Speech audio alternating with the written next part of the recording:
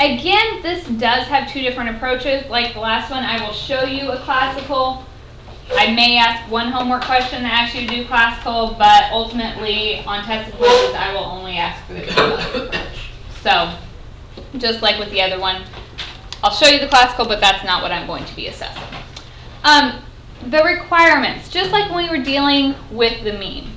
We have to have a sample obtained by simple random sampling, has no outliers, and the population is normally distributed, or the sample size is large, and the values are independent. Basically, what you need to check at the beginning, we always have to check criteria. With the binomial, with the p's, we had that it had to be simple random and they were all independent, and I made you check if it was normal. The n times p times 1 minus p greater than or equal to 10. The thing that I will be looking for on every problem, are you checking to see if, does it either say in the problem that it's normal, or is your sample size more than 30? Okay, that is the piece that you need to check every time. Then we will do our null and alternative hypothesis, just like with the p's, except for a mean, we'll be talking about a mu. We'll have to have our alpha, just like before. That's our probability of making a type 1 error. Here's what's different. Remember when we did the confidence intervals for the x-bars, we used t's? They're coming back. So we will compute our test statistic, our t. This is all, if you guys look on your formula sheet, chapter 10, it has your formulas for your test statistics. It has the z formula, and it's got our t formula. Essentially, this is just like calculating a z. It's your observed value minus your mean over this thing represents your standard deviation. When we talked about, if you look at chapter 8, it told you your mean was mu and your standard deviation was your s over radical n. So we've used those before. So we'll calculate a t-value, which means we will be using not the normal table, but the t distribution when we're looking at these. Then we will, if we're doing the classical approach, we will have to find a critical value and compare that with our test statistic. So I'm trying to remember on the homework, I think I may have given one or two that asked you to do this. This is the part, it takes a lot more thought than a p-value approach, so we'll talk through one, but ultimately we'll go the other route. But basically you'll find the t-value and you're going to compare that with your t-alphas. With the p-value approach, you're still computing your t, but then we are going to have to look at it in terms of areas, the probabilities. So we'll be reading probabilities from there. Okay, example 1. I gave you like 2 length slides after example 1 because I'm going to show you how to do example 1 all the ways we have to do it.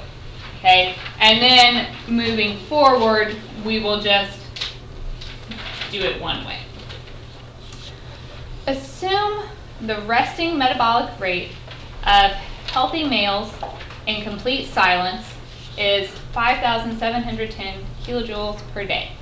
Researchers measured the RMR of 45 healthy males who were listening to calm classical music and found the mean to be 5,708.07 with a standard deviation of 992.05. At the alpha equals 0.05 level of significance, is there evidence to conclude that the mean RMR of males listening to calm classical music is different than the 5,710? Okay, so very wordy, but let's go through and pick out our information. It's going to start out really the same way as the last one. The very first thing you have to do is check the criteria. Now that we have both p and mean, you're going to have to pay attention in your problems. But if you look in your problem, it tells you we're talking about the mean RMR. So when you get to a test or quiz, you'll just look, is it a proportion or is it a mean? So if it's talking about the mean, the criteria you need to check is, did it tell us this was normal? No. So then we need to see, is our N bigger than 30? Yeah. 45 is greater than 30, so that means we can assume it's normal. So check your criteria first. Then we get into our hypothesis. Our null and alternative. The null hypothesis, since I'm talking about a mean, it has to be mu, equals what?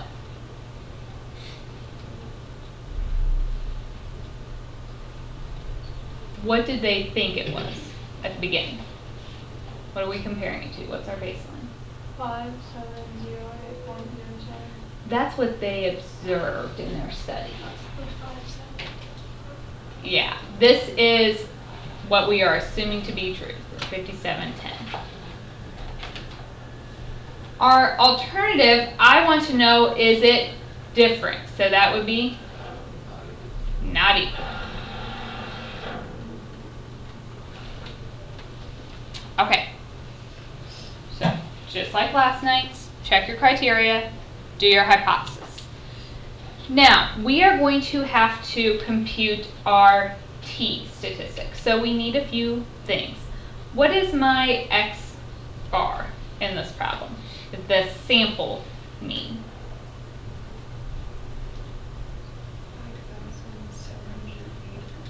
5,708.07. Okay. What is my S, my sample standard deviation? 998.35.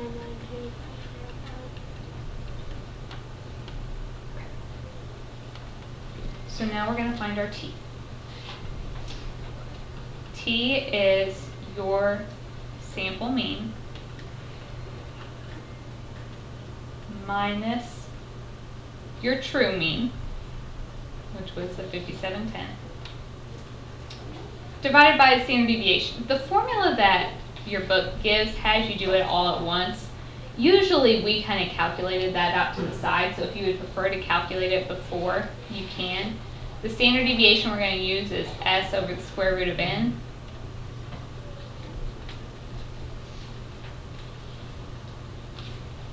So if I do that, that is going to be, I'll call it my sigma, my standard deviation.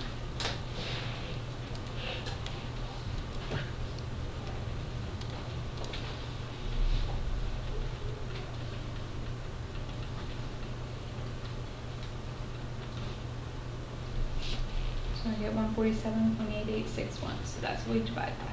It's always your observation minus the mean over the standard deviation. Okay, this will give us our t value.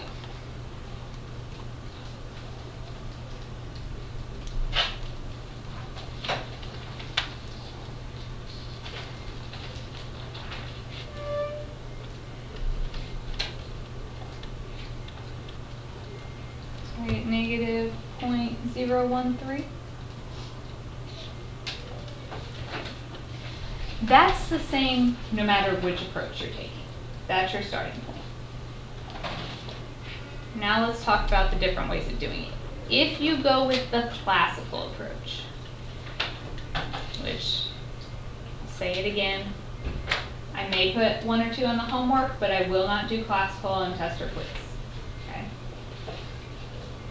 With the classical approach, we need to find, since it is a not equal, that means it could be 2 tails, so we have to do the t alpha over 2.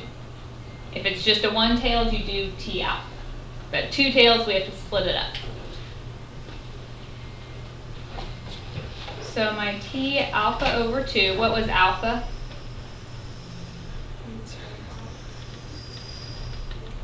So I get t 0.025.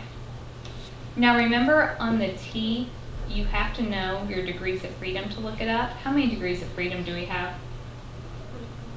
44. It's n minus 1. So here's the problem. Go to your T table.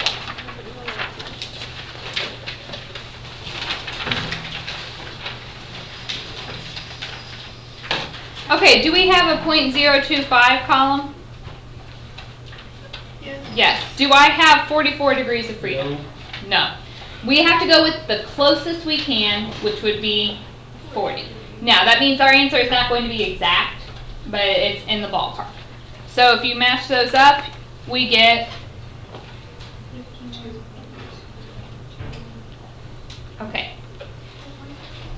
Now, because it is two-tailed,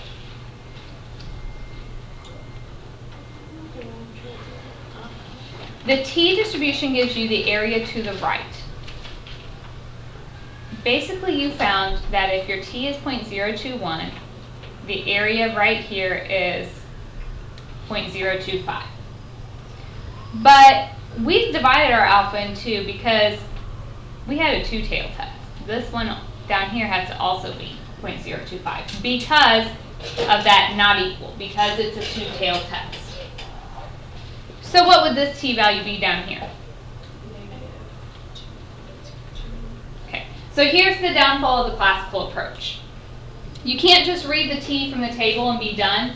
You have to think about, am I talking about the positive, the negative, or in this scenario, both, because I have two tails. So we need both the positive and the negative here. Okay. Then the classical approach says compare this T to the T we calculated before. Okay, the center is like when T is 0. We will reject if our T is in either of those places. So bigger than 2.021 or smaller than negative. So if it's in this shaded region, we reject. If it's in the middle, we don't reject. My T is negative 0.013. So what will I do? I will keep it. It's in the white region. That's the acceptable window. So we will fail to reject here.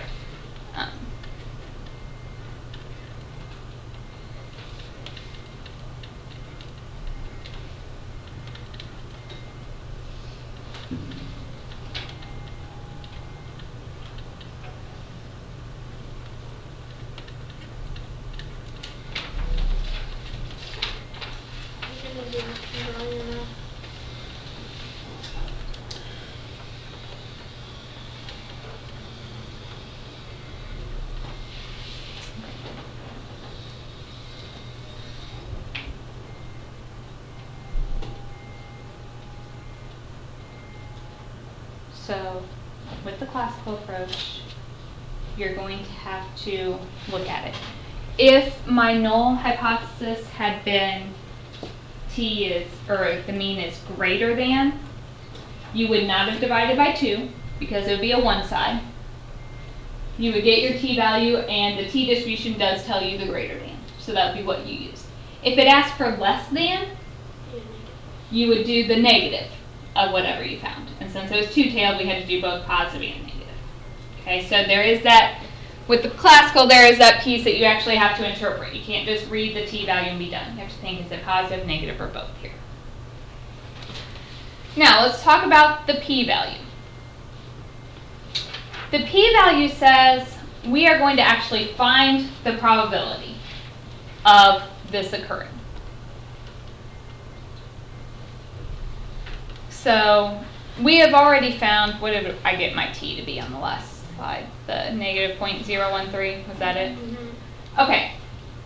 So just like when we were doing our P's, our P-value approach, we'd find the probability that Z was greater than or less than that value.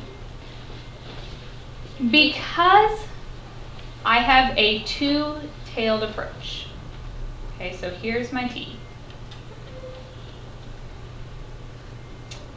I can find this, but it's two-tailed, so I really need this one as well.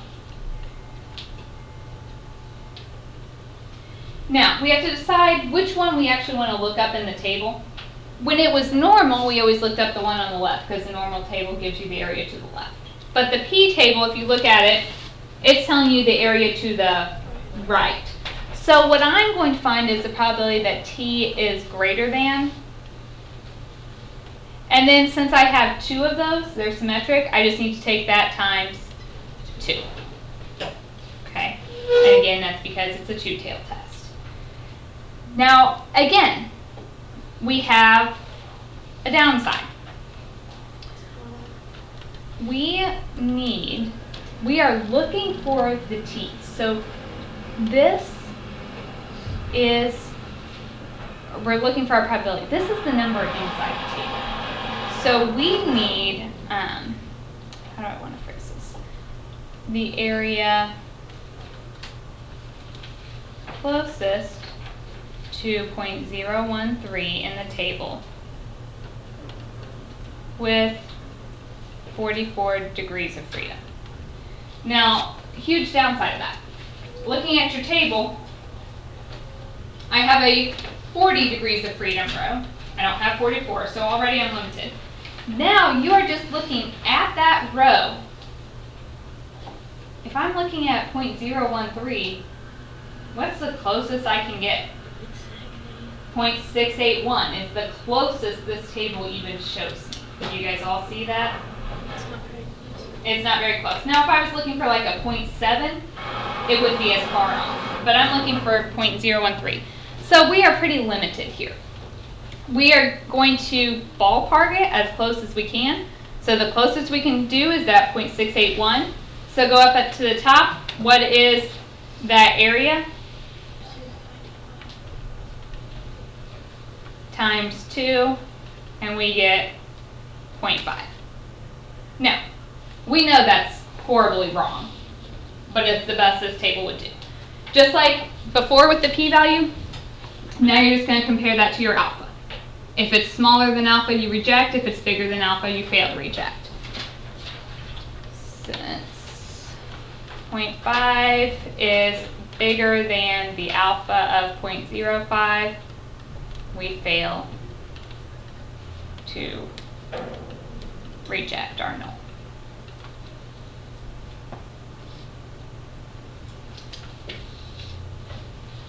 Okay. So I've shown you classical, I've shown you p-value. But can we all agree that we are very limited by this table? It is not all-inclusive. So the third way I want to show you is on your calculator. And it will be the most exact because this t distribution is not the best.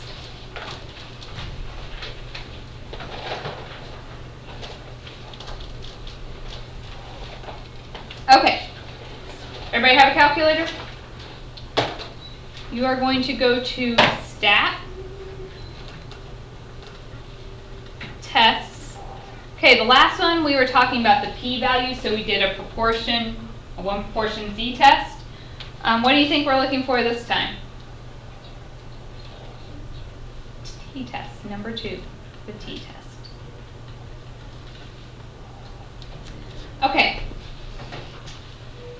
On this, you have to select how we want to do this. There is input, data, and stats.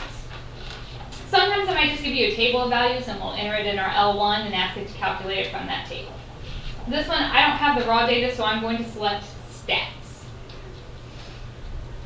Okay, then it asks for your mu sub 0. That is what our null hypothesis is. So that's our 5,710. So I did stats. Okay, your x bar was your observed mean, which is the 5708.07.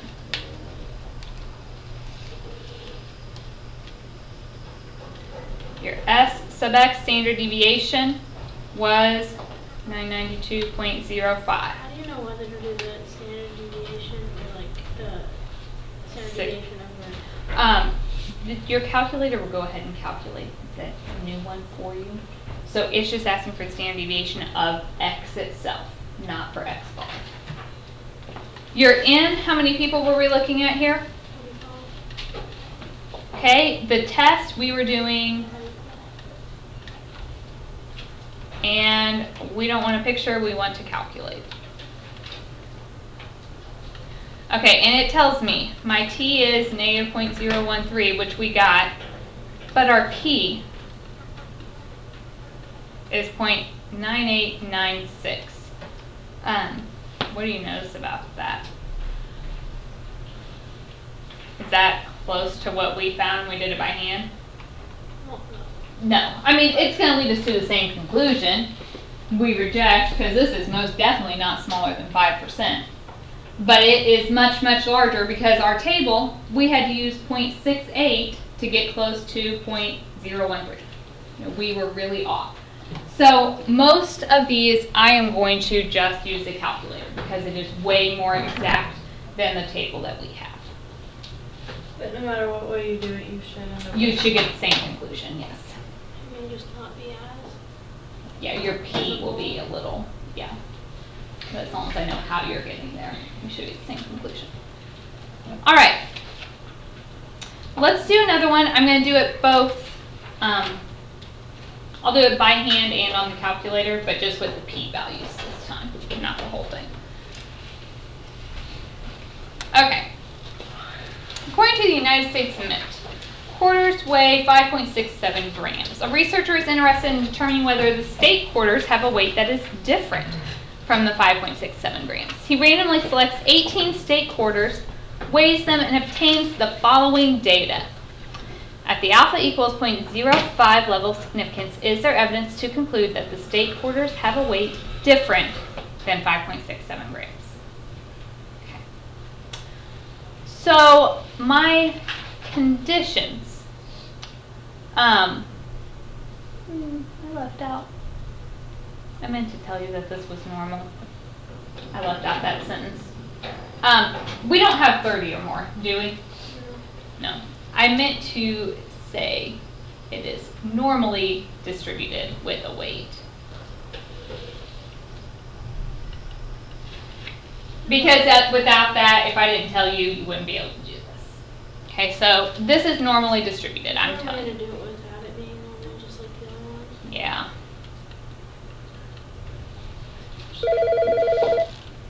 You're just popular today. I'll record this. Okay, so let's do this on the calculator first, and then we're going to do it by hand. Show it, okay? So if you want to do this on the calculator, you're going to go to Stat, Tests. We are doing a t-test because we're talking about the mean. Your input is data this time. Your mu is, what was the mu in the problem? 5.67. Oh, we should write our hypothesis before we do this. What's my null hypothesis? Be the mu equals 5.67. The alternative, what am I trying to decide? If it's different. So then on your calculator, your mu is 5.67. Your list, make sure that says L1. If it does not, I can change it for you. And what's the frequency supposed to be? Frequency should be 1. Choose the not equal to, calculate. So on our calculator, it tells us that our T is 2.753, P is 0.0136. So would we reject the null? Yes, our P is smaller than 0.05. So we would reject. Wait, we're only worried about P right now, or T? The T is Okay. just kind of, I'll write it down to check, but the P is the thing you're looking at. Okay. So in this one, we would reject. Now, if I asked you to do this by hand, let's walk through the by hand one more time. We have our hypothesis. We need to calculate our T. So to do that, we have to have the X bar and our mean and standard deviation. So the X bar given in the problem, do we know that? It didn't tell us, did it? It gave us data. We entered that in our calculator. Go to Stat, Calculate, One Variable Statistics.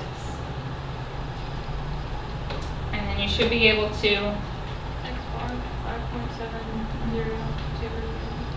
Yeah, remember when we did this before? We are also going to need the S from here.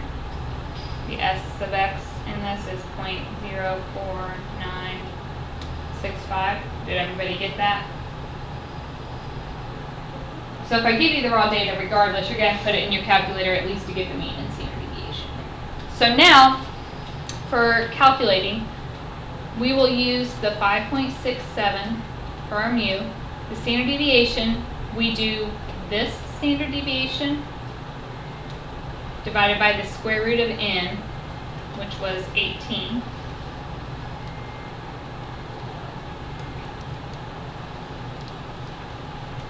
Which gives us a 0.0117026. So our t is your x value, your x bar, minus the mu.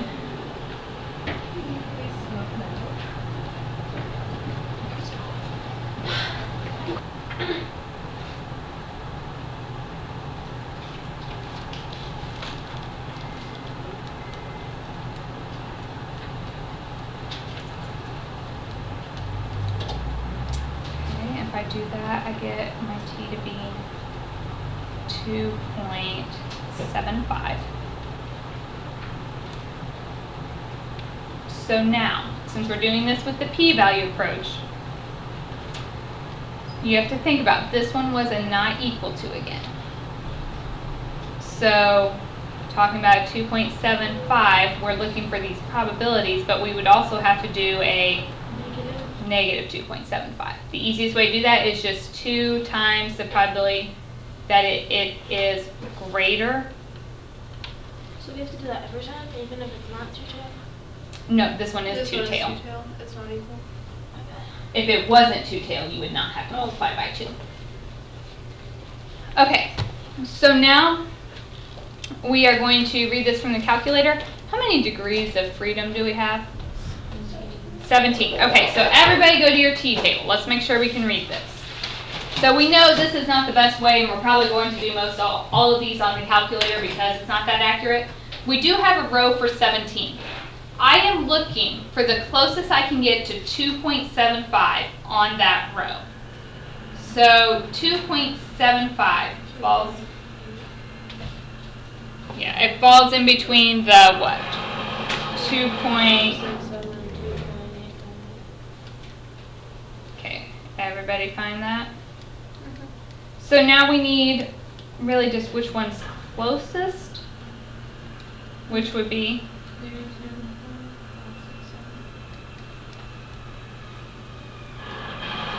I think if you subtract them, the 2.898 is actually a little closer.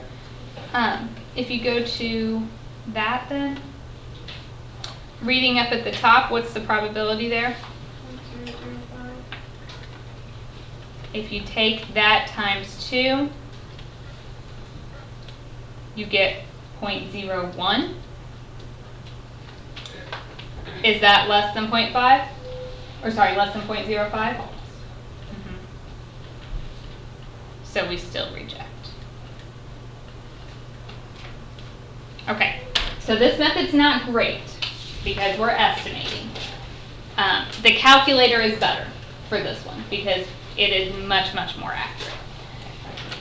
Did I print the assignment on those? Yeah. Okay. We are going to finish this section on Monday. We'll do one more example, but really you know how to do it. So you have on Monday, I am grading the 10.2 homework. We'll do the last example, and then you will have some time to work on these book problems. You are welcome to start them before.